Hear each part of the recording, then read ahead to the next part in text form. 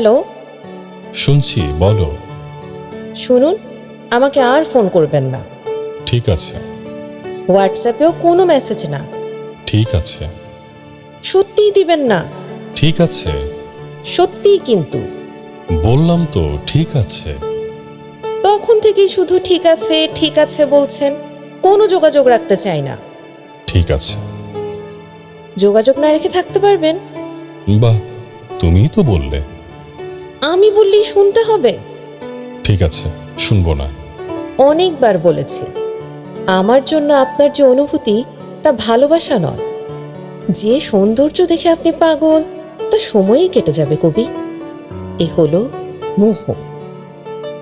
অনেকবার বলেছি, তোমার রূপে ডুবিনি, আমি ডুবেছি তোমার কণ্ঠে। থই নাই, আমি ডুবে যাই। প্রথম দিকে সবাই ওরকম বলে। আর কেউ বলেছে কি, সেই প্রবাসী কবি, নাকি ইদানিং যাকে প্রায়ই বিভিন্ন আয়োজনে পাশে দেখা যায়? কি যা তা বলছেন? সত্যিই বলছি মেঘ, তোমার কণ্ঠস্বরে আমি শুনি বৃষ্টির ঋণী ঝিনি। আমি শুনি ঝরা পাতার ঘ্রাণ, তার মর্মর ধ্বনি শুনি। আমি শুনি করুণ হাহাকার।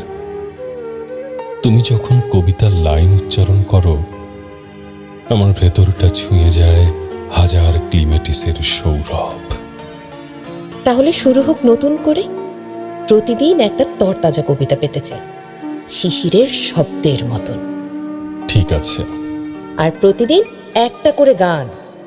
আচ্ছা, আমিও ঘুমানোর আগে শুনতে চাই একটা করে কবিতা। তোমার ঠোঁটের স্পর্শ মাখা আধফোটা গোলাপ কলির মতো সতেজ কিছু শব্দ। রাতে ঘুমানোর আগে মশারিটা অবশ্যই। সেটা মনে আছে। আর সারাদিন? সারাদিন কি? 1 ঘন্টা পর পর হোয়াটসঅ্যাপে নতুন একটা বার্তা। ঘরে ফেরার আগে একটা ফোন কল। ঠিক আছে। ভালোবাসেন? অনেক। কতটা? যতটা ভালোবাসলে হৃদয় ভিজে জেরবার তোমার উষ্ণতায়। ইস, রাখছি। ঠিক আছে।